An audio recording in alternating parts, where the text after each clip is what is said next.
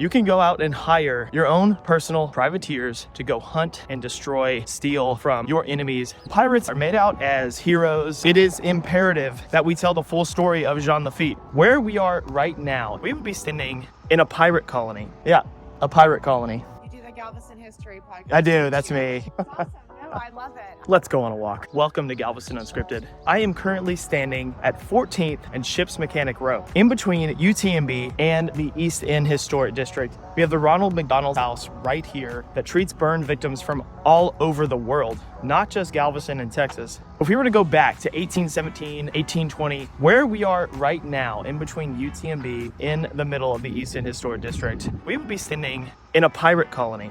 You may have heard the name Jean Lafitte. Prior to Jean Lafitte, there was a man named Louis Michel Ari who was helping Mexico rebel from Spain in the 18 teens. That man showed up here in Galveston, probably close to this area as it was close to the entrance to the channel. Nice, calm, deep waters protected by Galveston Island. Louis Michel Ari left Galveston and headed towards Mexico. Nice hawk flying by.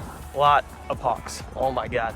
So Louis Michel Ari went to assist Mexico. Shortly after he left, a man named Jean Lafitte arrived in Galveston after he was expelled from New Orleans to establish his pirate colony. What doesn't really look like much today, standing across from one of the newest cruise terminals in the United States and a very busy street called Harborside. Back between 1817 and 1820, if we were standing right here facing this direction, we'd only be a couple hundred yards from the bay, a perfect spot to overlook your fleet if you were a pirate such as Jean Lafitte. Now, it's a misconception that everything we see here was part of Jean Lafitte's house, Maison Rouge, also known as Red House. All of the concrete and brick we see inside here was actually built after Jean Lafitte was gone. How do we know that? When Jean Lafitte was kicked out of Galveston by the United States Navy in 1820, he and his men burnt most of his colony down, including his own house, Maison Rouge. That doesn't mean the footings of the foundation below what we see today didn't exist, making this a piece of prime real estate to build a gorgeous home here. The home right here burnt down sometime in the 1880s. Pirates in our modern day media are made out as heroes and anarchist figureheads. However, it is imperative that we tell the full story of Jean Lafitte.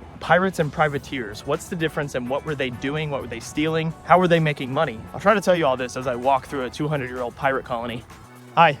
Pirates basically would steal and plunder any vessel that they deemed fit, stealing the cargo and selling it elsewhere. That's their profit. That's how they made money. Privateers are usually hired by a foreign government. For instance, if your government doesn't have money or the resources to build your own navy, what can you do? You can go out and hire privateers to go hunt and destroy, steal from your enemy's vessels, naval or not. And as a privateer, you would receive what is called a letter of marque. Now, on paper, this made you a legal pirate. You have to wonder what kind of cargo were they moving through Galveston and how. For Galveston specifically, Jean Lafitte and his men would capture ships and steal any type of cargo, including enslaved people from Africa who were being trafficked into North America. Though the importation of slaves was outlawed in the early 1800s, there were still loopholes, as Jean Lafitte and a few of his men, including some of the Texas heroes we know today, such as the Bowie brothers, would capture vessels, the enslaved people, bring them to Galveston, take them from Galveston up into East Texas, cross the border into Louisiana, turn them in to the United States Customs House for a bounty as captured cargo, receive the bounty, negotiate and repurchase the enslaved people, and then take them to a slave market elsewhere. I'm sure there were other types of schemes besides that one I just laid out, but those are some of the things that were happening through Galveston. And it's important to tell that entire story to lay out the context of what was happening, not only in Texas, not just on this island, but throughout the United States and the world. If you want to know more on the pirate subject, check out my podcast with Mr. Dale Olson. I've also done a few singular audio guide episodes with a little bit more context, a little bit more detail. Check those out on the Galveston Unscripted podcast feed.